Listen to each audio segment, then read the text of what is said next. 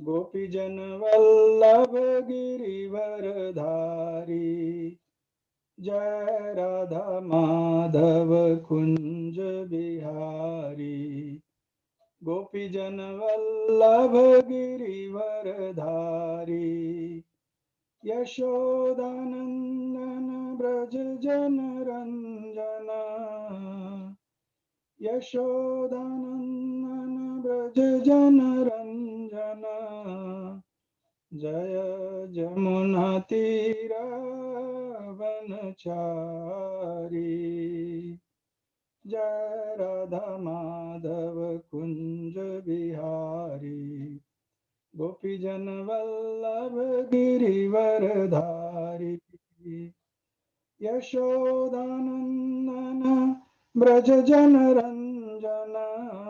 यशोदानंदन ब्रज जन रंजन। जमुना तीरावनचारी। जय राधा माधव कुंज बिहारी। गोपीजन वल्लभ गिरिवरधारी। हरे कृष्णा कृष्ण कृष्ण हरे हरे। हरे राम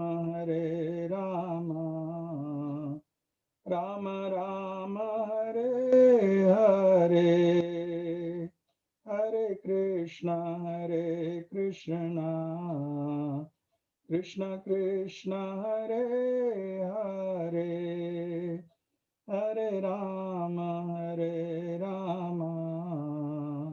राम राम हरे हरे। जय गौरनिताय जय गौरनिताय। गौरनिताय जय गौरनिताय। जय गौरनिताय हरि बोल। हरि बोल हरि बोल। निताय गौरांगा निताय गौरांगा। जय सचिनंदन गौर हरि गोविंद। जय जय गोपाल जय जय। राधा रमण हरि गोविंद जय जय। जय राधा श्याम सुंदर राधा श्याम सुंदर। राधा श्याम सुंदर राधे। जय राधा नील माधव राधा नील माधव। राधा नील माधव राधे। हरे कृष्णा कृष्ण कृष्ण हरे हरे। जय प्रभुपदा जय प्रभुपदा। जय प्रभुपदा जय प्रभुपदा। जय गुरुदेवा जय गुरुदेवा। गुरुदेवा जय गुरुदेवा। ॐ ज्ञानतिमिरिन्दास्य ज्ञानाञ्जनशलाकया चक्षुरुन्मिलितमेन तस्मै श्रीगुरवे नमः। नमः ॐ विष्णुपादाय कृष्णप्रेष्ठाय भूतले श्रीमते भक्तिवेदान्त स्वामिनेति नामिने। नमः ॐ विष्णुपादाय कृष्णप्रेष्ठाय भूतले श्रीमते महाविष्णु गोस्वामिनेति नामिने। नमस्ते सारस्वते देवे गौरवाणी प्रचारिणे। निर्विशेष शून्यवादी पाश्चात्य देशे तारिणे। जय श्री कृष्ण चैतन्य प्रभु नित्यानंद। श्री अद्वैत गदाधर श्रीवासादि गौर भक्त वृंद। हरे कृष्ण कृष्ण कृष्ण हरे हरे। हरे राम राम राम हरे हरे। नमो महावदान्याय कृष्ण प्रेम प्रदायते कृष्णाय कृष्ण चैतन्य नाम्ने गौरतुसे नमः। तप्त कांचन गौरांगी श्री राधे वृंदावनेश्वरी वृषभानुसुते देवी प्रणमामि हरिप्रिये। हे कृष्ण करुणा सिंधो दीनबंधो जगत्पते गोपेश गोपिका कांत श्री राधा कांत नमोस्तुते। कृष्णाय वासुदेवाय देवकी नंदनाय च नन्दगोपकुमाराय गोविन्दाय नमो नमः। गोविन्दाय नमो नमः। वाञ्छाकल्पतरुभ्यश्च च कृपा सिन्धुभ्येव च पतितानां पावनेभ्यो वैष्णवेभ्यो नमो नमः। वैष्णवेभ्यो नमो नमः। सर्वप्रथम परात्पर परब्रह्म परमेश्वर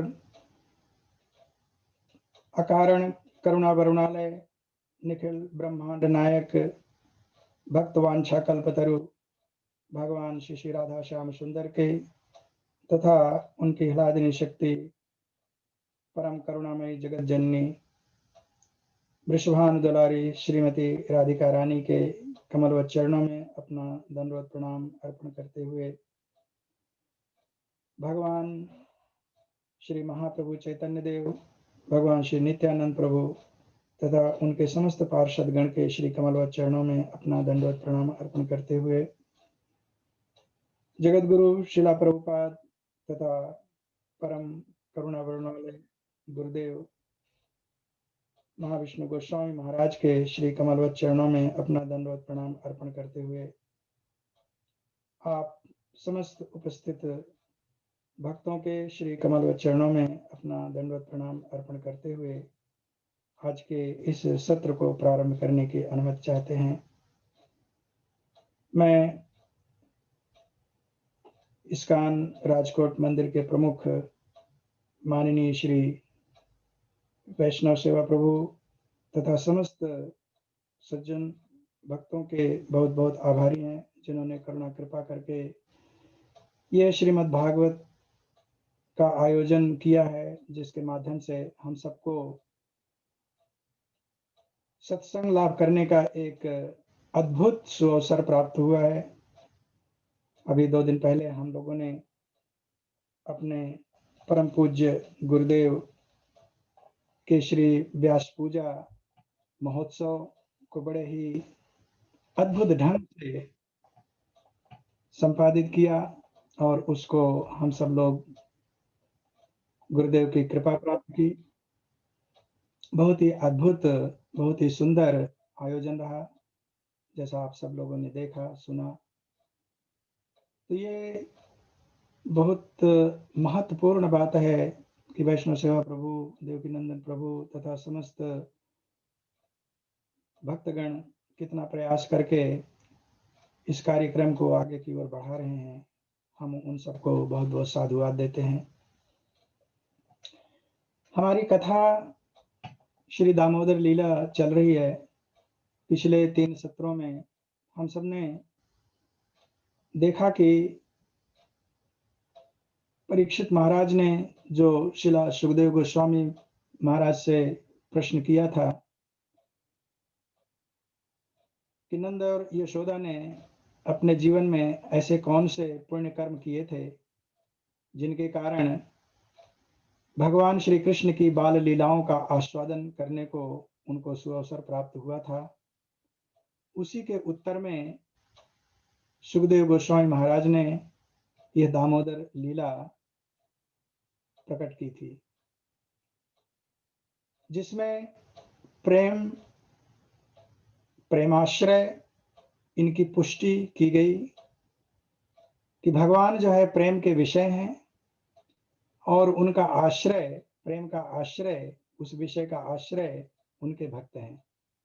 दोनों एक दूसरे के पूरक हैं। एक दूसरे के अभाव में इसका संपादन नहीं हो सकता है। यदि प्रेमी नहीं है तो प्रेमास्पद कितना भी कैसे भी हो, वो उसको न जाना जा सकता है, न समझा जा सकता है। और यदि प्रेमास्पद नहीं है, तो प्रेमी किससे प्रेम करेगा? तो इसलिए दोनों का होना आवश्यक है और उसकी पूर्ति, उसका विस्तार सुखदेव गोस्वामी ने दामोदर लीला के माध्यम से ये प्रकट किया कि वास्तव में भगवान अपने भक्त के पराधीन हैं।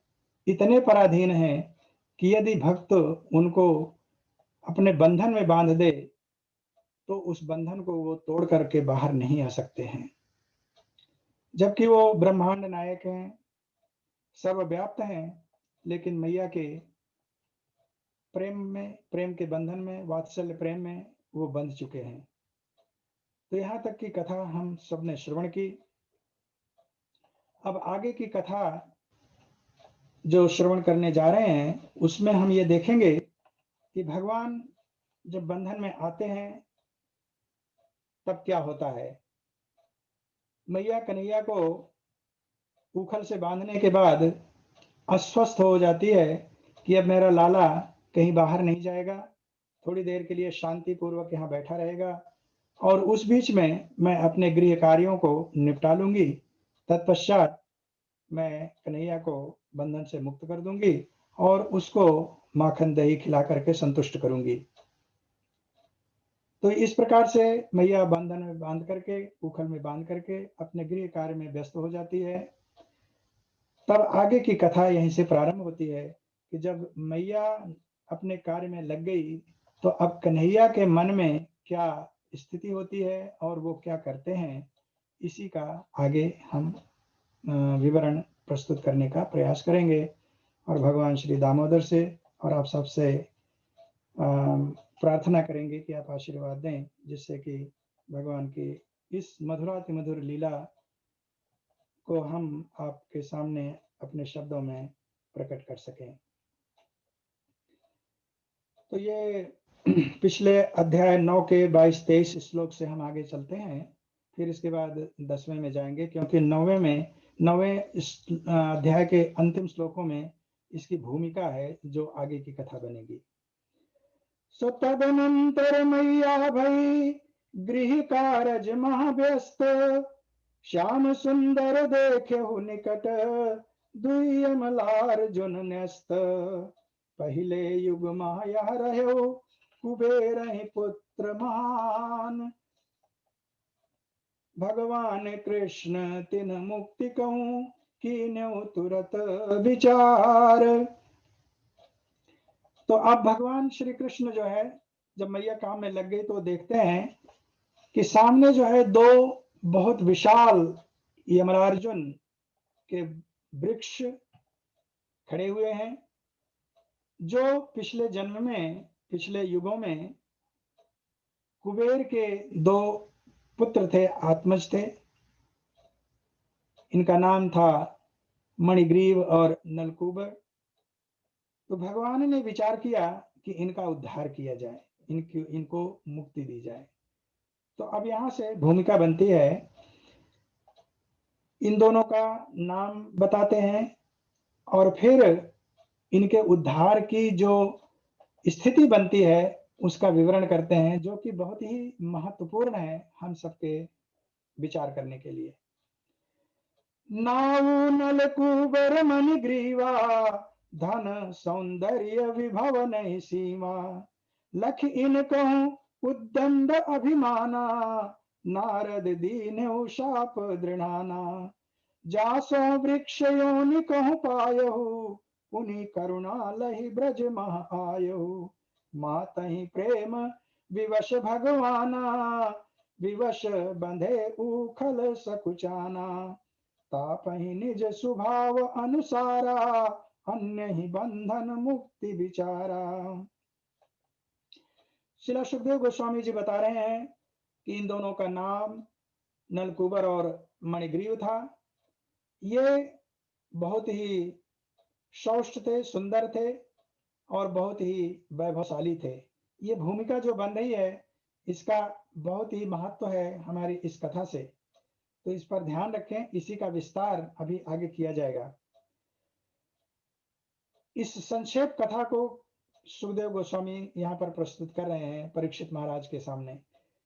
तो इन दोनों के इस उद्दंड रूपी व्यवहार को, अब ये भी नहीं बताया गया यहाँ पर कि क्या उद्दंडता की है, बस इतना ही कह दिया गया कि इनके उद्दंड पूर्ण अभिमान को देख करके नारद जी ने इनको शाप दिया, जिससे इनको वृक्ष की योनि प्राप्त हुई और उस वृक्ष योनि में ये व्रजमंडल में प्रकट हुए। और यहाँ पर जहां पर ये प्रकट हुए हैं वहीं पर भगवान को माता यशोदा ने उखल से बांध रखा है। तो उसी के निकट, वृक्ष के निकट ये घटना घटित हो रही है। तो भगवान विवशता पूर्वक संकुचित भाव से उस बंधन में बंधे हुए हैं, क्योंकि माता का वात्सल्य बंधन है। लेकिन उस बंधन में बंधे रह करके भी भगवान विचार कर रहे हैं। क्या कर रहे हैं? तापहि निज स्वभाव अनुसारा, अन्य ही बंधन मुक्ति विचारा। यद्यपि भगवान बंधन में है, लेकिन अपने स्वभाव से, चूंकि उनका नाम केशव है, जो समस्त जीवों को भव बंधन से मुक्त करने वाले हैं, तो उन्होंने विचार किया कि इन दोनों को बंधन से मुक्त किया जाए। आगे चल करके अभी इस कथा का विस्तार किया जाएगा कि भगवान की ये सोचने की स्थिति क्यों बनी, कैसे बनी, इसका पूर्ण विवरण आगे चल करके किया जाएगा। क्योंकि सुखदेव गोस्वामी महाराज इस कथा को संक्षेप में कहकर बंद कर देते हैं। तो परीक्षित महाराज, जो कि महाभागवत इस कथा को श्रवण कर रहे हैं, उनके मन में पूर्ण जिज्ञासा उठती है। सुखदेव गोस्वामी से पूछते हैं कि महाराज, आपने तो बहुत ही संक्षेप में इस कथा को समाप्त कर दिया। मैं तो जानना चाहता हूं कि ये नलकुबर और मणिग्रीव किस शाप के कारण, नारद जी जैसे महान संत किस कारण इनको शाप दिए, जिससे इनको इस योनि को प्राप्त हुई, और ये ब्रज में ही क्यों आए, और भगवान इनको मुक्त करने की योजना क्यों बनाए। इन सब प्रश्नों को फिर उन्होंने पूछा और इसका अब जो विस्तार किया जाएगा वो देखना है। तो इतना कह के छोड़ दिया गया कि भगवान यहाँ पर उनका उद्धार करेंगे। मातहि वत्सल प्रेम अनुरागे, तासो उरिन उपाय उजागे। भगवान के मन की स्थिति देखिए। यहाँ पर भगवान मैया के बंधन के, प्रेम के ऋण में है। एक तो माता ने उनको बांधा है रस्सी से, अब कोई बंधने के बाद भी क्या ऋणी रह सकता है? यहाँ पर तो उल्टी बात हो रही है। बंधन में आने के बाद कोई भी व्यक्ति सोचेगा कि उसके ऊपर तो कष्ट दिया गया है, उसको दुख में डाला गया है, तो वो माता का ऋणी कैसे हो सकता है, यशोदा मैया के ऋणी कैसे हो सकते हैं? ये बहुत विचारणीय प्रश्न है। लेकिन भगवान कह रहे हैं कि माता का मेरे ऊपर ऋण है कि उसने मुझे बंधन में बांधा है। किस तरह का ऋण है? पहला तो प्रेम का ऋण है, वात्सल्य ऋण है, जिसका आस्वादन भगवान करना चाहते थे और आज उन्होंने उसकी चरम सीमा को प्राप्त कर लिया, चरम सीमा को देख लिया।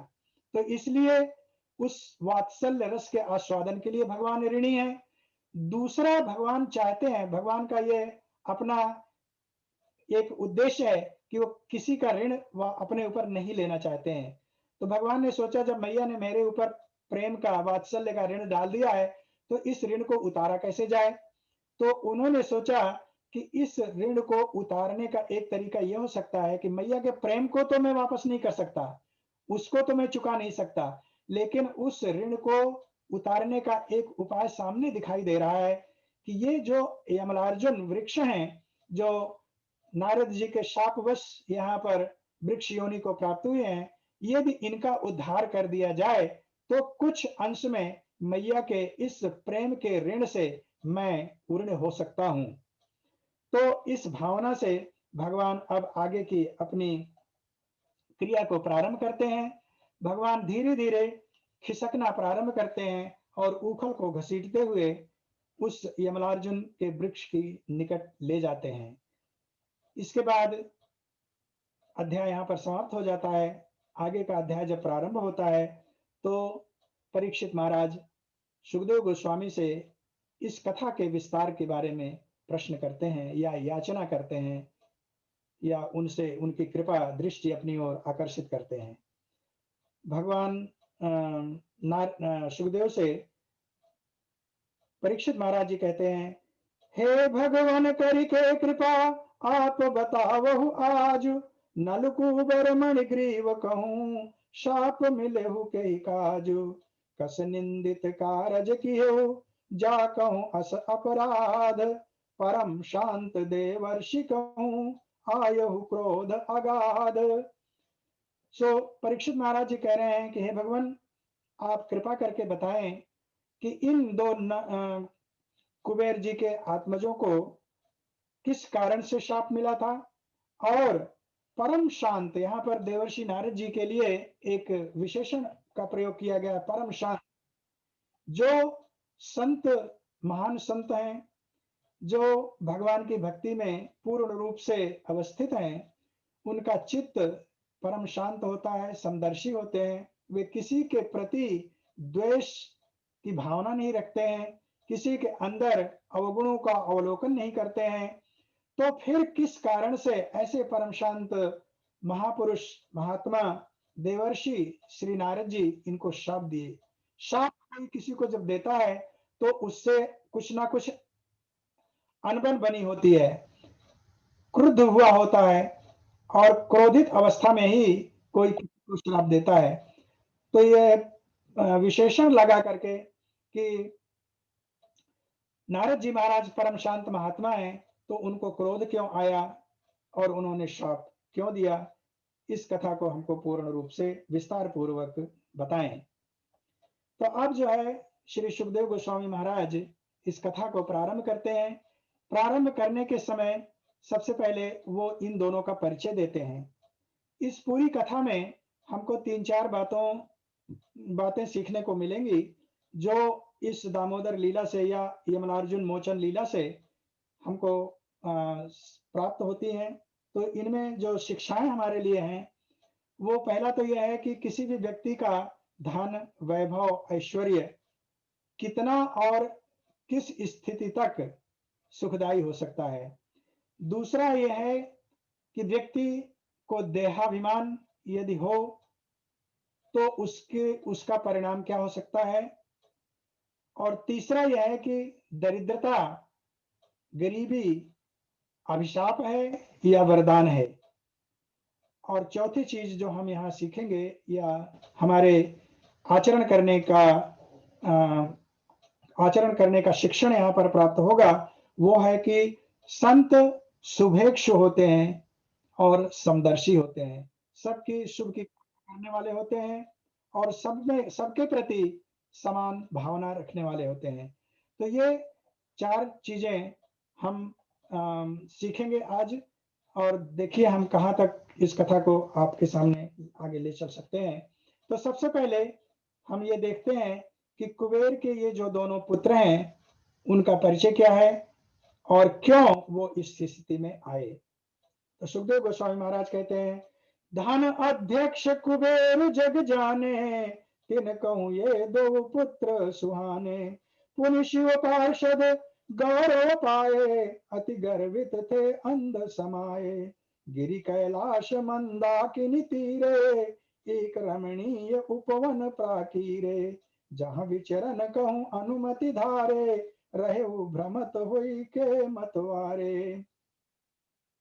इनका परिचय दिया जा रहा है कि देवताओं के जो धनाध्यक्ष हैं, कुबेर हैं, जो भगवान श्री कृष्ण के अनन्य भक्त हैं, उनके 2 पुत्र थे या उनके ये दोनों पुत्र हैं, मणिग्रीव और नलकूबर।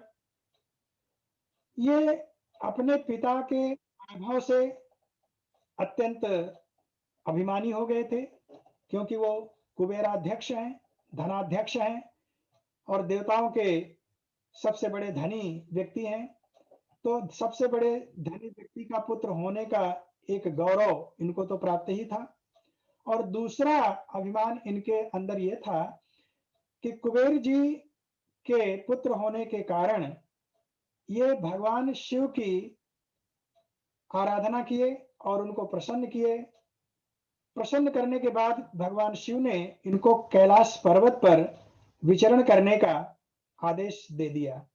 तो भगवान शिव के परम प्रिय भक्त थे और उनकी कृपा से कैलाश के आसपास जो सुंदर उपवन थे, उद्यान थे, बगीचे थे, उसमें ये स्वेच्छापूर्वक भ्रमण किया करते थे।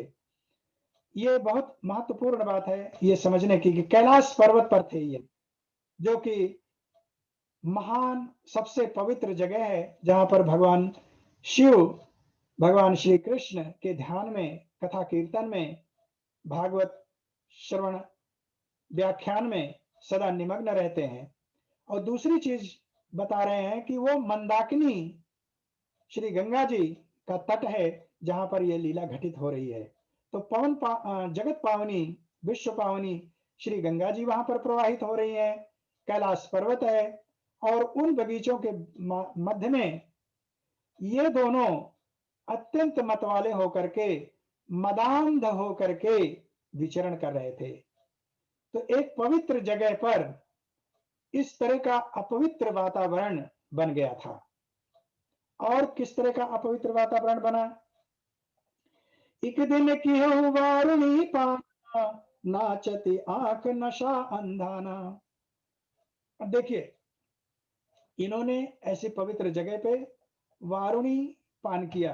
वारुणी जो है एक तरह का पेय पदार्थ है जो देवलोक में देवताओं को प्राप्त है।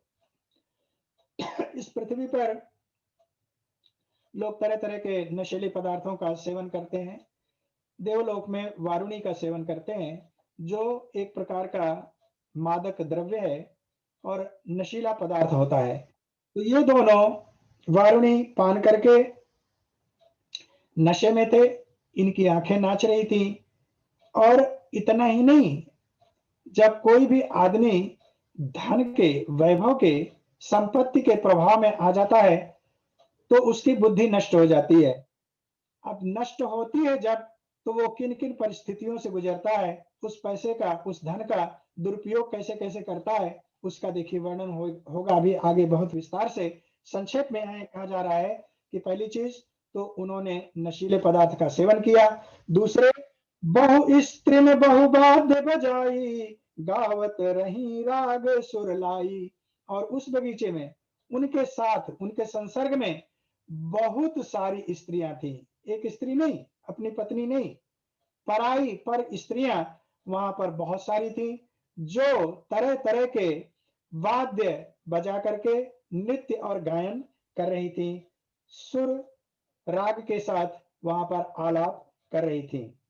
तीन संग पुष्पित उपवन आई, दो कीड़त रहे मदाई। मंदाकिनी गंगा जल पावन, कमल पुष्प उपवन चौभावन। जस दुई हाथी हथिन वृंदा, जल मह क्रीड़ा करें आनंदा। तस दो आत्मजहु कुबेरा, युवतिन संग क्रीडत मद घेरा।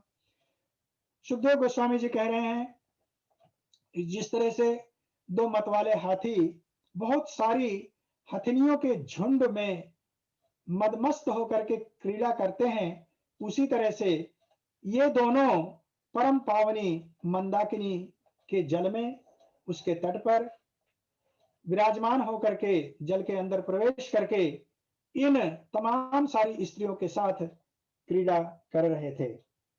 तो अब इस क्रीड़ा के दृश्य को इतना आप तो समझ ही गए हैं कि ये जो भी क्रियाएं हो रही हैं वो एक पावन तीर्थ में हो रही हैं, पवित्र जगह पे हो रही हैं। यानी कि धर्म के अनुसार, शास्त्र के अनुसार ये जो एक वर्जित कार्य होना चाहिए उसको ये संपादित कर रहे हैं। तो सुखदेव गोस्वामी जी कहते हैं कि हे राजन तहि काल अस भयहु विधिहु संजोग, परम समर्थ नारद उधर निकसहु अदृश्य प्रयोग। बहुत उत्तम बात यहाँ पर कह रहे हैं। अब यहीं से हमको विचार करने का अवसर प्राप्त हो रहा है। कह रहे हैं कि हे राजन, उसी समय जब ये दोनों युवक विविध या अनेक प्रकार की क्रीड़ाओं में व्यस्त थे पराई स्त्रियों के साथ, तो श्री नारद जी कह रहे हैं कि विविध विधि संयोग, विधि के संयोग से भगवत प्रेरणा से और अदृश्य प्रयोग, कोई एक ऐसा कारण जो उस समय स्पष्ट नहीं था, अब जाकर के स्पष्ट होगा। उस अदृश्य कारण के कारण श्री नारद जी उस दिशा में पधारे, या उस रास्ते से, उस मार्ग से गुजरे। अब क्यों गुजरे, कैसे गुजरे, इसकी व्याख्या आगे चल के अभी पूर्ण रूप से की जाएगी। बहुत महत्वपूर्ण व्याख्या है। और भगवान श्री नारद जी के बारे में ये आप देखेंगे कि उनकी करुणा कृपा किसी भी व्यक्ति के ऊपर, किसी भी जीव के ऊपर किस प्रकार होती है। तो दुर्योधन कहूं देख के गयो समुझ सब बात, मत वाले ये यक्ष सुत अनुचित उचित न ज्ञात। नारद जी इन दोनों युवकों को देख करके समझ ये दक्षपति कुबेर के दोनों पुत्र हैं, और इस समय इनको नीति और अनीति, यानी क्या अच्छा है और क्या बुरा है, इसका कोई ज्ञान नहीं है। तो अब जब श्री नारद जी वहां पहुंचते हैं, तो श्रीला सुखदेव गोस्वामी महाराज कह रहे हैं कि उस जल क्रीड़ा में जो बहुत सारी स्त्रियां थी, उन्होंने जब नारद जी को देखा तो तुरंत उन्होंने जल से निकल करके वस्त्र धारण कर लिया और वृक्ष की ओट में जाकर छिप गई। इससे स्पष्ट है कि स्त्रियां और ये दोनों कुमार नग्न अवस्था में परम पावनी मंदाकिनी के जल में क्रीड़ा कर रहे थे। तो स्त्रियों को इतना ज्ञान अर्जित हुआ कि कोई एक महात्मा इस रास्ते से जा रहा है, उसको देख करके उन्होंने अपनी लज्जा को संवारा और श्री नारद जी का आदर करते हुए उस जल से तुरंत बाहर आ गई। लेकिन ये दोनों फिर भी उस जल से बाहर नहीं आए। पर उन दो यक्ष कहूं नहीं कछु लज्जा आनी, जल बाहर नहीं आयहु पहिन्यो नहीं वस्त्रानी। पर ये दोनों, इनको कोई लज्जा नहीं हुई, उस जल में उसी तरह क्रीड़ा करते रहे जैसे पहले कर रहे थे, और बाहर भी नहीं निकले, वस्त्र भी नहीं धारण किए। जब नारद देखे इन दो, देव कुबेर आत्मज हो, तदपि मदांध करी मदिरा पाना, उन्मत अहै भरे अभिमाना। तब नारद करुणा दर्शाई, उच्च ज्ञान सो शाप सुनाई। नारद जी ने जब देखा कि ये दोनों कुबेर के पुत्र इस समय आत्म बुद्धि में इतना ज्यादा प्रविष्ट हो चुके हैं कि इनको नीति और अनीति किसी भी बात का ज्ञान नहीं रह गया है, मदिरा पान करके पराई स्त्रियों इस तरह का व्यवहार कर रहे हैं, ये अपने अभिमान में कुबेर के पुत्र होने के कारण इतने ज्यादा मदांध हो गए हैं कि इनको सत और असत का ज्ञान नहीं रह गया है। तो इनको सन्मार्ग पर ले आना चाहिए। इसका विचार करके श्री नारद जी महाराज ने उनको उच्च स्वर से शाप दिया। बहुत महत्वपूर्ण शब्द यहाँ पर सुखदेव गोस्वामी जी यूज कर रहे हैं, प्रयोग में ले आ रहे हैं कि उच्च स्वर से शाप दिया, ऐसे गान करके, उच्च गान करके, जिसके कारण अभी इसका आगे चलकर व्याख्या करेंगे कि नारद जी महाराज ने ऊंचे स्वर से गान करके इन यक्ष कुमारों को शाप क्यों दिया। लेकिन यहां पर एक प्रश्न सुखदेव गोस्वामी जी महाराज उपस्थित करते हैं और उसका उत्तर भी देते हैं, और उत्तर शिला जीव गोस्वामी प्रभुपाद के शब्दों में दिया जाएगा। ये पूरी व्याख्या मैंने शिला प्रभुपाद जी और शिला जीव गोस्वामी महाराज के आधार पर की है, जो हम आपके सामने प्रस्तुत कर रहे हैं। तो नारद जी देखिए, सुखदेव गोस्वामी जी प्रश्न कर रहे हैं कि हे राजन, जहां को प्राणी क्रीड़ारत कामांध भुलानी, तहां साधारण जन कहूं जाना, नहीं बनता को उचित विधाना। फिर देवर्षि नारद क्यों आयहु, भगवत इच्छा ही बन पायहु। श्री सुखदेव गोस्वामी जी महाराज कह रहे हैं कि हे राजन, जहां पर कोई व्यक्ति, साधारण व्यक्ति भी यदि क्रीड़ारत हो, यानी स्त्री पुरुष के संयोग में हो, तो एक साधारण व्यक्ति को भी उस रास्ते पर नहीं जाना चाहिए, उस दिशा से बच करके रहना चाहिए। क्यों? क्योंकि यदि कोई व्यक्ति स्त्री पुरुष संयोग में हो, तो उस दृश्य को देखने मात्र से ही उसके बुद्धि में विकार आ सकता है, इसमें कोई दो राय नहीं है। इसका ज्वलंत उदाहरण श्री अजामिल जी की लीला से हम सबको प्राप्त है कि अजामिल ने केवल एक शूद्र स्त्री और पुरुष को क्रीड़ारत देखा था, और इतने उच्च ब्राह्मण कुल में जन्म लेने के पश्चात, भगवान की भक्ति करने के पश्चात भी उनका पतन हो गया था। तो सुखदेव गोस्वामी कह रहे हैं कि किसी भी सत्पुरुष को, यानी सत्पुरुष नहीं, किसी साधारण व्यक्ति को भी जहां पर स्त्री पुरुष क्रीड़ारत हो, नहीं जाना चाहिए। तो फिर ऐसे परम भक्त शिरोमणि श्री नारद जी महाराज उस मार्ग से क्यों गए? जब उन्होंने देख लिया था कि यहाँ पर स्त्री पुरुष आपस में क्रीड़ा कर रहे हैं, नग्न अवस्था में है, तो उधर जाने का प्रश्न क्यों उठा? उनको दूसरे रास्ते से चले जाना चाहिए था, उस रास्ते को बदल देना चाहिए था, मार्ग को त्याग देना चाहिए था, लेकिन क्यों गए? तो यहाँ पर उत्तर दे रहे हैं जीव गोस्वामी प्रभुपाद, भगवत इच्छा ही बनि पायो। यहाँ पर भगवान की इच्छा से, भगवान की प्रेरणा से यह बात हुई है। अब भगवान की प्रेरणा क्यों हुई है, इसके दो कारण हो सकते हैं। एक कारण श्री नारद जी के मुखारविंद से अभी श्रवण करेंगे, क्योंकि नारद जी को यह ज्ञात हो ही चुका था कि ये कुबेर के पुत्र हैं, और कुबेर भगवान श्री कृष्ण के अनन्य भक्त हैं।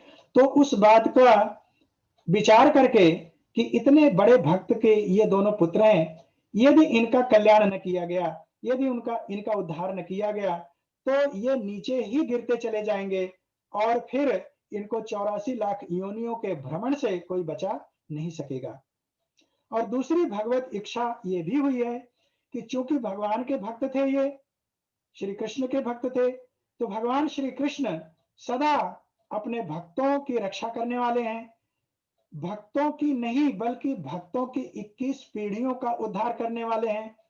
तो मणिग्रीव और नलकूबर तो अभी कुबेर की पहली ही पीढ़ी है, तो भगवान भी इनका कल्याण करना चाहते हैं, इनका उद्धार करना चाहते हैं। इसीलिए भगवत इच्छा कह रहे हैं कि भगवान की इच्छा हुई, जिसके कारण श्री नारद जी महाराज उस रास्ते से आए, नहीं तो उनको वो मार्ग बदल देना चाहिए था। देखिए, नारद जी महाराज भगवान श्री कृष्ण के मन के अवतार हैं।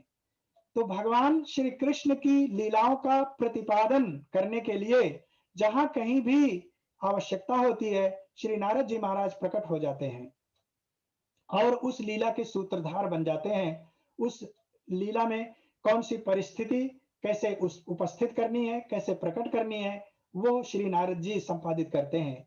तो मन के अवतार होने के कारण, भगवत इच्छा होने के कारण श्री नारद जी महाराज उस मार्ग से आगे की ओर बढ़ते हैं, क्योंकि भगवान उन दोनों का उद्धार करना चाहते थे। और श्री नारद जी महाराज जो भगवान के अनन्य भक्त हैं, समस्त जीवों पर दया करने वाले हैं, वो इन दोनों का स्वयं कल्याण करना चाहते हैं। तो अब उनके कल्याण करने की विधि क्या है, वो ऐसा क्यों किए कि इनको श्राप देना पड़ा, उसके बारे में अब हम श्रवण करते हैं।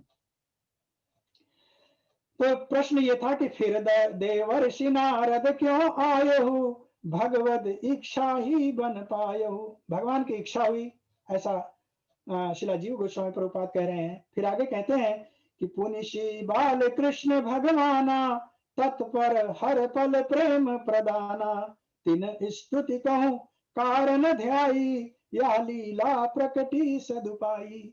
और भगवान श्री कृष्ण की बाल लीला का स्मरण करके और उनकी उस लीला में भगवान श्री कृष्ण के द्वारा इनका कल्याण हो, इसके लिए भी ये लीला घटित होने जा रही है। अब भगवान श्री कृष्ण ही क्यों इनका उद्धार करेंगे, उनको उनकी लीला में ही क्यों जाना पड़ेगा, इसका कारण बताते हैं। नारद जी कह रहे हैं कि श्री नारद निज दया सुभाऊ, प्रकटहु अस विचार अपनाऊ, इन कामांध यक्ष अभिमानी, कृपा हमारी काज नहीं आनी। कह रहे हैं यद्यपि वो बड़े कृपालु हैं, बड़े दयालु हैं, इन दोनों का कल्याण करना चाहते हैं, लेकिन वो विचार कर रहे हैं कि ये दोनों धन के मद में एकदम अंधे हो चुके हैं। इनके सन्मुख इस समय बहुत सारी समस्याएं हैं। ये धनांध हैं, कामांध हैं, मदांध हैं। तो जब 3 प्रकार का अंधापन इनके सामने उपस्थित हो, तो ऐसे में किसी को उपदेश दे करके उसको समझाना, उसको सन्मार्ग पे ले आना बहुत ही दुष्कर कार्य है। तो नारद जी विचार कर रहे हैं कि यदि मैं इनको यहाँ पर उपदेश दूंगा, इन अभिमानियों को, जो कि धनांध है, कामांध है, मदांध है, तो ये हमारी बात को सुनने वाले नहीं है, बल्कि ये मेरी ही हंसी उड़ाएंगे, मेरा ही उपहास करेंगे। तो फिर क्या उपाय किया जाए? इतने के बावजूद भी नारद जी अभी हार नहीं मान रहे हैं, वो इनका कल्याण करना चाहते हैं। तो क्या कहते हैं कि अतः विभव मत तथा हटाए, शाप दंड दई युक्ति लगाए। तब उन्होंने क्या युक्ति लगाई? उन्होंने विचार किया कि ये मेरे कहने से तो मानने वाले हैं नहीं, इनको शाप देता हूं, और ऐसा शाप देता हूं जिसके कारण जो इनके अंदर ये तीनों मदान्धताएं हैं, ये दूर हो जाएंगी। इसके बाद इनके हृदय में पश्चाताप उत्पन्न होगा, और उस पश्चाताप का निराकरण करने की मैं युक्ति खोजता हूं या युक्ति लगाता हूं। तो उन्होंने शाप देने का जो विधान बनाया, वो इसका कारण ये था कि उनका उपदेश ये दोनों सुन नहीं सकते थे, फिर भी वो कल्याण करना चाहते थे। तो उस कल्याण के कारण उन्होंने ये शाप का विधान बनाया। कहते हैं, हे राजन देवर्षि कहूं, शाप नाही था क्रोध, किंतु गान कहूं रूप महा, उच्च कंठ स्वर बोध। शिला जीव गोस्वामी प्रभुपाद कह रहे हैं, शिला सुखदेव गोस्वामी के शब्दों में कि हे परीक्षित जी महाराज, ये नारद जी महाराज का जो शाप था, वो वास्तव में शाप नहीं था। क्यों? क्योंकि उन्होंने इन दोनों के कल्याण करने के लिए जो बात कही थी, और उन्होंने उच्च स्वर से इस बात को कहा था, जिसके कारण कि सारा ब्रह्मांड सुन ले कि आज नारद जी किसी को श्राप देने जा रहे हैं। यानी कि जो मदांध हैं, जो कामांध हैं, और जिनको धनांध हो चुका है, वो विचार कर लें कि उनका अंत क्या हो सकता है। वो वास्तव में किसी न किसी तरह से कष्ट भोगने के योग्य बन जाते हैं, अपने आप अपनी परिस्थिति को वो बना लेते हैं। तो ऊंचे स्वर से उन्होंने इनको श्राप दिया, जासो सुन के अन्य भी, पावहीं उज्जवल ज्ञान, मंगल में पथ पही चलई, तजहि मार्ग अज्ञान। शिला जीव गोस्वामी प्रभुपाद कह रहे हैं कि उन्होंने ऊंचे स्वर से इस श्राप को दिया, जिससे कि सभी ब्रह्मांड के समस्त प्राणियों को उज्जवल ज्ञान प्राप्त हो जाए, और मंगल में सन्मार्ग पर चलने की सद्बुद्धि उनको प्राप्त हो, और उनके हृदय में उपस्थित अज्ञान दूर हो जाए। परम कल्याण इन दो कहूं, किहु नारद महाराज, शाप अनुग्रह रूप महा, फलीभूत भा आजू। और जो उन्होंने शाप दिया था परम करुणा करके, उस शाप का फल आज इन दोनों को प्राप्त होने वाला है। तो अब जो है श्री नारद जी महाराज के मुखारविंद से इस परिस्थिति का निराकरण सुनते हैं और विवेचन सुनते हैं कि जो व्यक्ति धन के, वैभव के अभिमान में होता है, तो उसकी स्थिति क्या होती है और उसका अंत क्या होता है, इसका अब श्री नारद जी महाराज स्वतः वर्णन कर रहे हैं, क्योंकि वो जोर जोर से बोल रहे हैं। कोई ऐसा नहीं, क्रोध में यदि कोई व्यक्ति होता तो वहां पर उसको श्राप देता और श्राप देकर के चला जाता। लेकिन नारद जी महाराज यहाँ क्रोध में नहीं है, बल्कि करुणा में है। और करुणा केवल इन दोनों के ऊपर नहीं है, बल्कि पूरे संसार के ऊपर है, पूरे ब्रह्मांड के ऊपर है। तो उस करुणा में अवस्थित होकर के श्री नारद जी महाराज अब उपदेश दे रहे हैं। क्या कह रहे हैं? यद्यपि ये उपदेश उन दोनों के लिए नहीं था, वो दोनों तो सुनने वाले ही नहीं थे, क्योंकि उनकी इंद्रियां इस समय किसी कार्य में संलग्न हो ही नहीं सकती थी। वो मदान्ध थे और उन्होंने वारुणी पी रखी थी, जिससे कि उनकी स्त्रियां, उनकी इंद्रियां चंचल थी, स्थिर नहीं थी। तो ये उपदेश जो है वो हम सबके लिए है। क्या है? श्री नारद उवाच, जय जन निज प्रिय विषय कहूं, सेवन करहि रुचाए, तिन कहूं बुद्धि विनाश हित, धन मद बढ़ी न उपाय। नारद जी महाराज कह रहे हैं कि जो व्यक्ति संसार की विषय वस्तु में अपनी इंद्रियों को लगा करके उसका सेवन करना चाहता है या उनके सेवन का उपाय चाहता है, उस व्यक्ति के लिए धन से बढ़कर के और दूसरी वस्तु क्या हो सकती है? यानी यदि किसी व्यक्ति के पास धन प्रचुर मात्रा में आ जाए तो वह व्यक्ति सबसे पहला काम क्या करेगा? अपनी इंद्रियों को विषय भोगों की ओर मोड़ देगा। वैसे तो सौंदर्य कुल और विद्या अभिमान, बुद्धि नष्ट करती सदैं रजोगुनी करमान। नारद जी महाराज कह रहे हैं कि वैसे देखा जाए तो किसी भी व्यक्ति को यदि बहुत विद्या प्राप्त हो जाए, बहुत गुणवान हो जाए, या किसी को अतिशय सौंदर्य प्राप्त हो जाए, तो भी वो उसकी इंद्रियां जो है वो चंचल हो जाती हैं, एक जगह स्थिर नहीं रहती हैं, और उसको अपनी विद्या का, अपने सौंदर्य का अभिमान होना स्वाभाविक हो जाता है। लेकिन कह रहे हैं कि पर धन मद संग सन्निहित, मदिरा द्यूत व्यभिचार, भौतिक जग में लिप्तता, रजतम गुण आचार।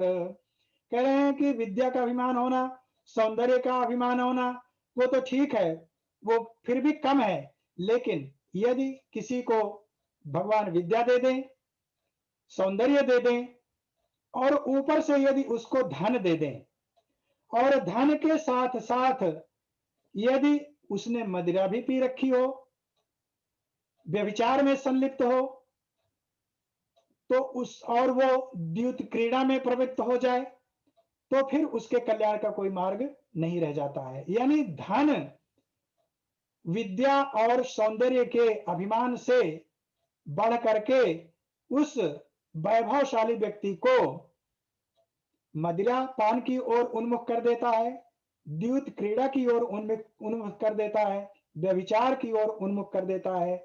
जो चारों चीजें, जो मांसाहार का यहां पर जिक्र नहीं है, लेकिन यदि उसको भी जोड़ दिया जाए तो जो वैष्णव धर्म में वर्जित चीजें हैं, वो सारी चीजें धन आ जाने के बाद उस व्यक्ति की प्रवृत्ति इनकी ओर मुड़ जाती है।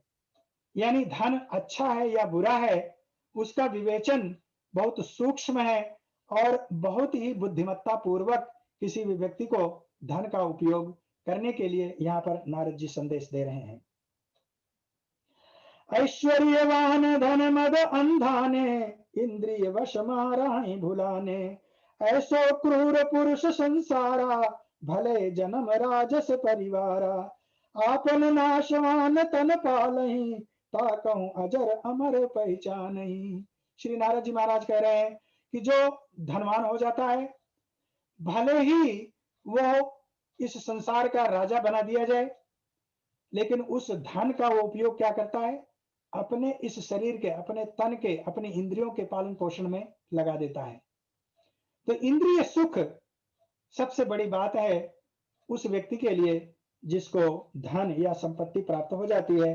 लेकिन क्या कह रहे हैं कि वो इसके पालन पोषण में वास्तव में उस नाशवान वस्तु को पालित पोषित करने लग जाता है जिसका कोई अस्तित्व नहीं है। और सबसे पहली नाशवान वस्तु क्या है? शरीर है, उसके बारे में कह रहे हैं कि वो इस शरीर को अजर और अमर समझ करके इसका पालन-पोषण करने लगता है। पर आपन जस तन पशुधारी, तिनकहु हत्या करहिं कुचारी। अब यहाँ पर मांसाहार की भी बात ले आ दी है श्री नारद जी महाराज। तो मांसाहार भी हो गया, द्यूत भी हो गया, मदिरा भी हो गई और व्यभिचार भी हो गया। तो कह रहे हैं कि जो धनाढ्य व्यक्ति होता है, वो पशु पक्षियों को अपनी आत्मा जैसा न समझ करके उनकी हत्या करता है, उनके मांस का भक्षण करके अपने इस नश्वर शरीर का पालन पोषण करता है। यानी अपनी आत्मा को तो आत्मा समझता है, लेकिन दूसरे जीवों के अंदर भी आत्मा है, इसका वो विचार नहीं रखता है। जय शरीर कहु मानहि देवा, कहीं भूदेव तथा नर देवा। ता कहूं अंत काहु गति होगी, धरहि नरंच ध्यान धन रोगी। धन रोगी, जो धन के रोगी हो जाते हैं, लोलुप हो जाते हैं, उनके बारे में कह रहे हैं कि वो ये नहीं जानते हैं कि उनका अंत क्या होगा। चाहे वो नर देव हो, चाहे राजा हो, चाहे भूदेव हो, कितनी भी बड़ी-बड़ी पदवी को संभालने वाले क्यों ना हो, लेकिन उनको जानना चाहिए कि सभी का एक ना एक दिन अंत अवश्य होना है। तो ऐसे जो धन रोगी हैं, उनके लिए कह रहे हैं कि पाप प्रवृत्त नहीं को विवेका, राजा रंक देह गति एका। अगिन दिहे हो राख समाना, भूमि गड़े सड़ी कीड़े खाना। श्री नारद जी महाराज कह रहे हैं कि चाहे राजा हो, चाहे रंक हो, जिस शरीर का धन के अभिमान में हम पालन पोषण कर रहे होते हैं, उसकी गति एक तरह की होती है। राजा के शरीर भी उसी गति को प्राप्त होगा। रंक का, एक गरीब का, एक दरिद्र व्यक्ति का भी शरीर उसी गति को प्राप्त होगा। क्या-क्या गतियां हैं? अगिन दिहे हो राख समाना। अंत में जब ये प्राण इस शरीर को छोड़ देगा, जिस शरीर का हम पालन पोषण बड़े सुख सुविधा के लिए धन वैभव के साथ जो कर रहे होते हैं, तो उसका अंत कह रहे हैं कि उसका दाह संस्कार कर दिया जाता है। तो इसका मतलब है कि जो शरीर की अंतिम गति है, जो शरीर को प्राप्त किया करने वाला है, वो कौन है? अग्नि है। जिस शरीर को हम अपना कहते हैं, किसी भी वस्तु को अपना कब कहा जाता है? जब वो अपने हाथ में हो, अपने पास हो। जब कोई भी वस्तु अपने हाथ में होती है, तब अपना कहते हैं। आप किसी दुकानदार के पास जाइए, जब तक आप उस दुकानदार के दुकान से कोई भी वस्तु खरीदते नहीं है, तब तक वो वस्तु दुकानदार की होती है। और जब वो आप उस वस्तु को खरीद लेते हैं, तो आप कहते हैं कि ये मेरी अपनी है, हमारी वस्तु है, क्योंकि आपने दाम लेकर के उसको अब ले लिया है, खरीद लिया है। तो जब आपके हाथ में आ गई, तो आपकी हो गई, और जब तक दुकानदार के हाथ में थी, तब तक वो दुकानदार की थी। तो ये शरीर किसकी है? क्या आपकी है? आपकी होती तो आप अपने पास रखते। दुकानदार की वस्तु जब तक उसके पास थी, तब तक उसकी थी, और जब किसी अन्य के हाथ में आ गई, तो अन्य की हो गई। तो ये शरीर यदि हमारे साथ रहने वाली होती, तो जब हम इस शरीर को छोड़ते, तो हम इसको अपने साथ ले जाते। वास्तव में फिर ये है किसकी? नारद जी कह रहे हैं कि जब इस देह को संस्कार कर दिया जाता है, अग्नि को समर्पित कर दी जाती है, तो यह शरीर अग्नि की हो जाती है। यानी कि ये शरीर हमारी नहीं है, अग्नि की है। और जब इस शरीर को समाधि दे दी जाती है, जमीन के अंदर गाड़ दी जाती है, तो ये कीड़े मकोड़ों की हो जाती है, क्योंकि कीड़े मकोड़े इसको खा करके समाप्त कर देते हैं। तो ये शरीर, इसका दूसरी गति क्या है? कीड़े मकोड़ों की है। और तीसरी गति, यदि इसको जल में प्रवाह कर दिया जाता है, तो जल के जीव, मछली, कछुए इस शरीर को खा करके समाप्त कर देते हैं। तो इस शरीर की अंतिम गति उन कछुओं की, उन मछलियों की हुई। तो वास्तव में क्या यह शरीर हमारी है? हमारी नहीं है, अग्नि की है, कीड़े मकोड़ों की है, और मछली, कछुए और घरियालों की है, जो जल में यदि प्रवाहित कर दी जाए, तो जिनको प्राप्त होती है। तो जिस शरीर का हम पालन पोषण कर रहे होते हैं, जिस शरीर की सुख सुविधा के लिए हम नीति और अनीति, इनका विवेक खो देते हैं, उस पर विचार नहीं करते हैं, तो उसके लिए श्री नारद जी कह रहे हैं कि इतना होने के बाद भी तापहि यही तन कहूं को स्वामी, कहीं न जाई निश्चित मन थामी। फिर कह रहे हैं कि इस पर भी इस शरीर का स्वामी कौन है, ये निश्चित नहीं किया जा सकता है। कह रहे हैं कि इस शरीर को फेंक दिया जाता है, ऐसे ही उसका कोई संस्कार न किया गया तो गीध और कौवे और चील और सियार खा जाते हैं और अंत में विष्ठा के रूप में, मल के रूप में इस शरीर को त्याग देते हैं। तो कौन इस शरीर का मालिक है, इस पर विचार करना चाहिए। तो नारद जी कह रहे हैं कि पंचभूत कहूं यह रचनाई, अंत समय यही मां मिल जाई।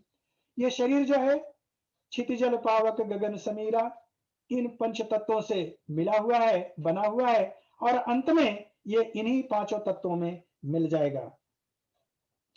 तो ऐसी देह हित अन्य सो, क्यों कर करना द्रोह, कवन स्वार्थ को सिद्धि हो, मरते हो ही बिछो। श्री नारद जी महाराज कह रहे हैं कि ऐसे शरीर से जो हमारा अपना नहीं है, अंत में इसकी वास्तव में क्या दुर्गति होती है, उसका वर्णन अभी आपने किया कि 4 प्रकार की जो गति प्राप्त होती है, वो तो होती ही है और अंत में ये पंच तत्व में विलीन हो जाता है। तो नारद जी महाराज कह रहे हैं कि इस नश्वर शरीर से, ऐसे नश्वर शरीर से हमको कौन सी सिद्धि प्राप्त हो सकती है, जिस शरीर से मरते समय हमारा विछोह निश्चित है। तो कह रहे हैं कि कबहु पर्यटन हित करही, पशु हत्या सुख मानी, मूर्ख मदांध ना जानही, भोगी है नरक दुखानी। मांस खाई के मांस कहूं, वृद्धि न नर आचार, वरु आध्यात्मिक ज्ञान हित, देह श्रेष्ठ आधार। तो श्री नारद जी महाराज कह रहे हैं कि यह नश्वर शरीर जो हमारा अपना नहीं है, इसकी गति क्या होने वाली है, इसका वर्णन किया। फिर वो कह रहे हैं कि इसकी एक बहुत ही बड़ी उपयोगिता है।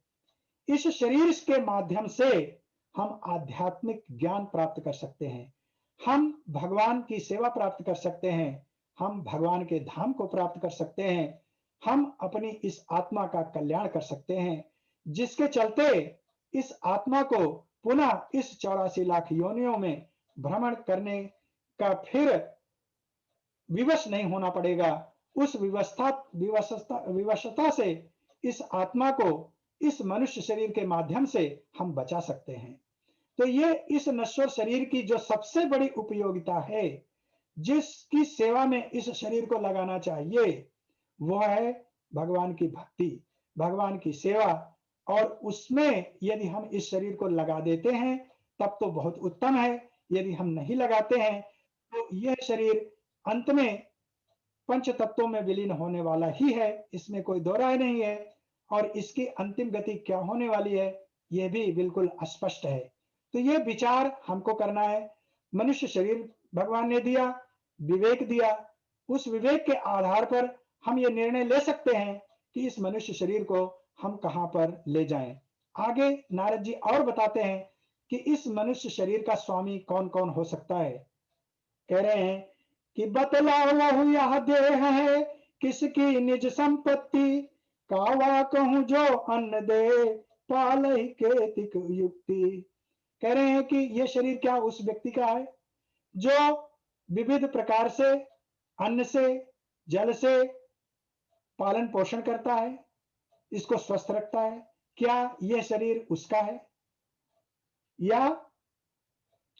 या वही पितु कहूं जो करही सिंचित गर्भाधान, अथवा मातु जो मास नौ दे गर्भ स्थान।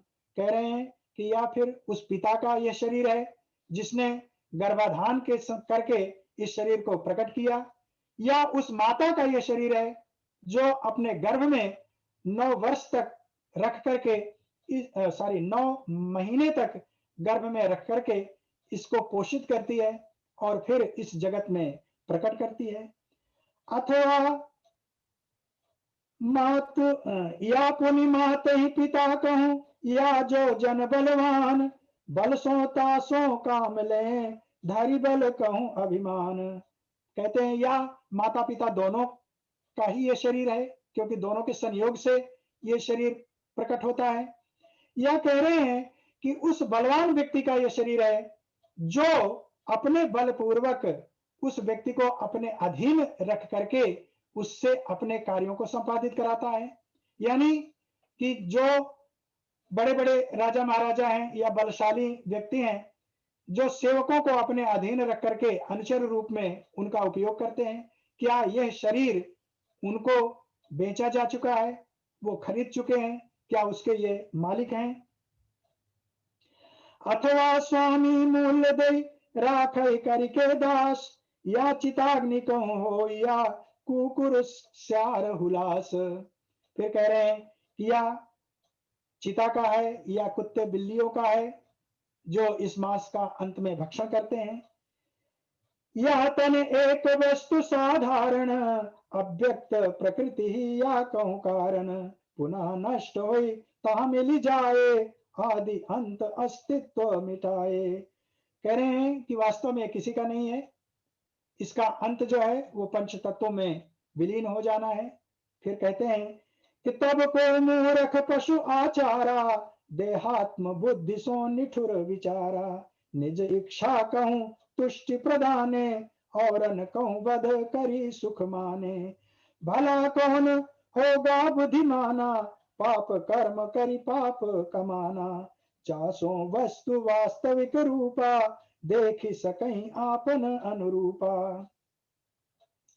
फिर नारद जी अब यहां पर बता रहे हैं कि वो तो कोई बहुत बड़ा मूर्ख ही व्यक्ति होगा जो ये सब जानते हुए कि यह शरीर हमारा अपना नहीं है, पराया है, उसको किसी अच्छे कार्य में ना लगा करके पशु हत्या करने में लगाए, मदिरा पान करने में लगाए, व्यभिचार में लगाए, द्यूत क्रीड़ा में लगाए, तरह तरह के इंद्रिय तुष्टि में जो अपने इस शरीर को उपयोग में ले आए, उसको श्री नारद जी महाराज महामूर्ख कह रहे हैं, अविवेकी कह रहे हैं।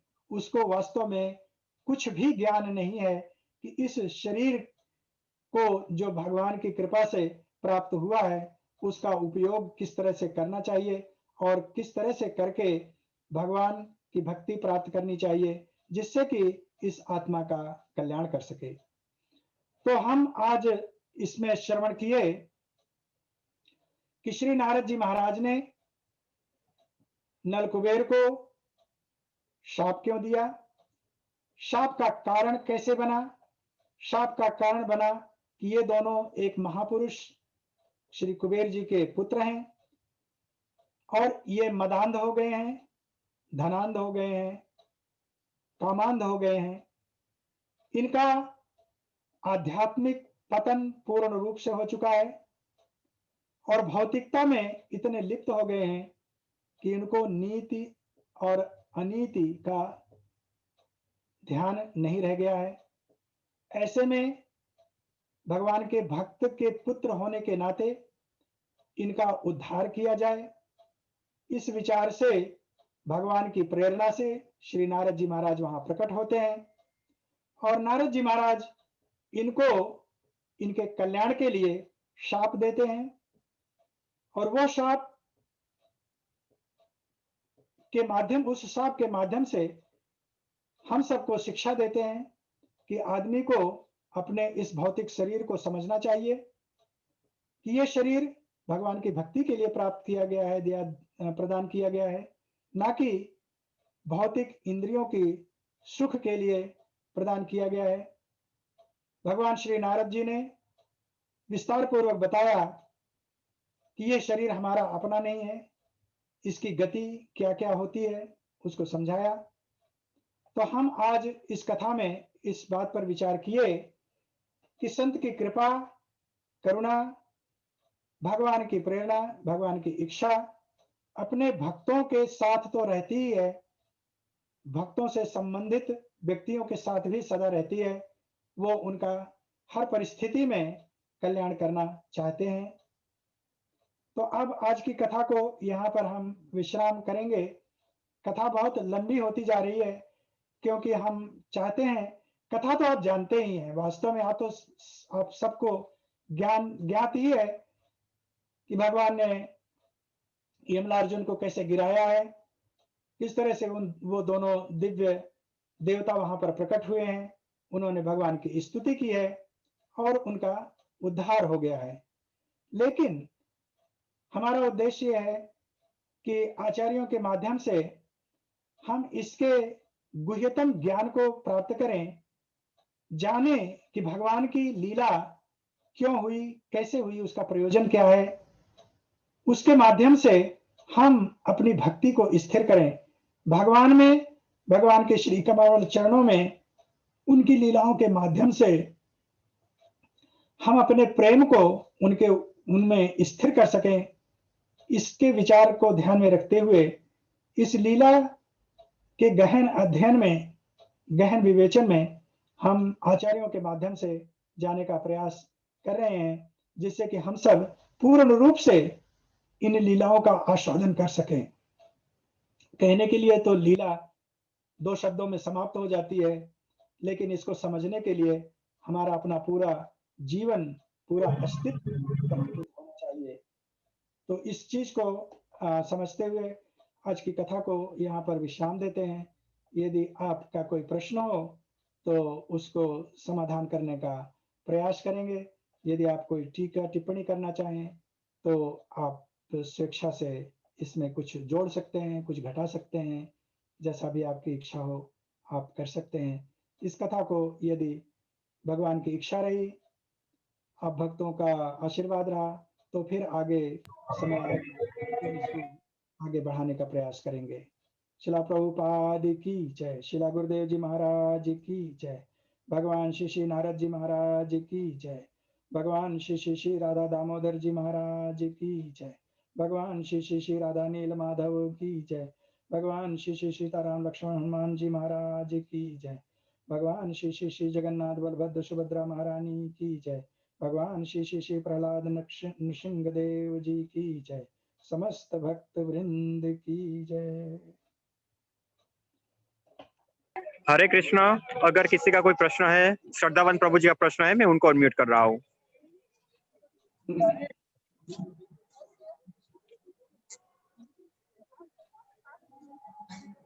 हरे कृष्णा प्रभु, दंडवत प्रणाम। हरे कृष्णा, दंडवत प्रणाम प्रभु जी। प्रभु प्रश्न तो कोई नहीं है, लेकिन मैं बात बताना चाहूंगा कि आपने जिस तरह से ये भागवतम को जो गा के ये सब लीला सुना रहे हैं, उसमें बहुत ही आनंद आ रहा है, एकदम दिल को छू रहे हैं। जैसा कि आपने बताया, लीला तो 2 शब्दों में पूरी हो जाती है, लेकिन उसको समझने के लिए हमारा पूरा जीवन चला जाता है। लेकिन आप जैसे भक्त की कृपा से हमको इस 1 घंटे में भी उसका जो ऊंचा आस्वादन मिल रहा है प्रभु, उसका शब्दों में वर्णन करना बहुत ही मुश्किल है। इसलिए मैं दिल से प्रभु, सच में दिल से आपका बहुत ही शुक्रगुजार हूँ कि आप इस तरह से इतना समझ के हमको ये सब सुना रहे हैं, वरना हम कहाँ कहाँ पड़े होते हो तो हमको भी पता नहीं था। और जिस तरह से आप गाते हैं, हम ऐसा लगता है कि ये पूरा भागवत हम इस तरह से ही सुने, बहुत अच्छा लगता है प्रभु। ये गुरुदेव महाराज की आज्ञा है और उनका आशीर्वाद है। ये वास्तव में पूरा भागवत में जो कुछ भी आपको सुना रहा हूँ, इसी रूप में मैं लिख रहा हूँ, और ये लिखा हुआ भागवत आपको मैं सुना रहा हूँ। मैं श्लोक और उसकी व्याख्या इसलिए नहीं कर रहा हूँ क्योंकि उसमें थोड़ा समय जाएगा, और शिला प्रभुपाद जी का जो भागवतम है उसी को मैं ये अनुवाद में लिख रहा हूँ, तो उसको फिर से दोहराने के बजाय मैं इसी को पढ़ना प्रारंभ कर देता हूँ। इसके लिए क्षमा भी चाहता हूँ, लेकिन ये प्रभुपाद जी से हट करके कुछ नहीं है। प्रभुपाद जी का जो भागवत है, हमारे गुरुदेव ने मुझे आज्ञा दिया है कि उसको मैं इन्हीं शब्दों में व्यक्त करूं, तो मैं उन्हीं की आज्ञा का पालन करते हुए इसको लिख रहा हूं। और आप सबके सामने जो कुछ भी मैं सुना रहा हूं, वो सब बस लिखा हुआ है। वो कभी प्रकाशित होगा तो आप सबको ये इसी रूप में, जैसे मैं सुना रहा हूँ, इसी रूप में पढ़ने को भी मिलेगा। जय हो, जय हो। बहुत अच्छा प्रभु जी, थैंक यू प्रभु जी। आप इतना अपना कीमती समय निकाल कर हम सबको ये जो बांट रहे हैं, ये रसास्वादन है, ज्ञान तो मैं नहीं कहूंगा, क्योंकि इस आपसे सुनने में जो रस मिल रहा है ना प्रभु, वो बहुत ही अद्भुत है। थैंक यू प्रभु जी। आप सब भक्तों की कृपा है और आशीर्वाद चाहता हूँ, जिससे कि मैं गुरु महाराज की इस आज्ञा का पालन कर सकूं और इस भागवत को पूर्ण कर सकूं। ये आप सब मुझे आशीर्वाद दें। हरे कृष्ण प्रभु, थैंक यू प्रभु। हरे कृष्ण। हरे कृष्णा। तो अब हम ये लेक्चर की पूर्णाहुति की तरफ आगे बढ़ते हैं। तो मैं इस्कॉन मंदिर राजकोट के प्रमुख श्री वैष्णव सेवा प्रभु जी की तरफ से, इस्कॉन मंदिर राजकोट के सभी भक्तों की तरफ से एवं यह लेक्चर सुन रहे सभी श्रोताओं की तरफ से सर्वेश्वर प्रभु जी का खूब खूब धन्यवाद करना चाहता हूँ, जिन्होंने उतना सुंदर लेक्चर दामोदर लीला भाग 4 पे हमें दिया। सर्वेश्वर प्रभु जी से वापस नेक्स्ट लेक्चर में उनसे मुलाकात होगी। तब तक के लिए सबको हरे कृष्णा। हरे कृष्ण। वाञ्छा कल्पतरुभ्यश्च कृपा सिन्धुभ्येव च पतितानां पावनेभ्यो वैष्णवेभ्यो नमो नमः। अनंत कोटि वैष्णव वृंद की जय। हरे कृष्णा। हरे कृष्ण हरे कृष्ण हरे कृष्ण प्रभु जी। हरे कृष्ण।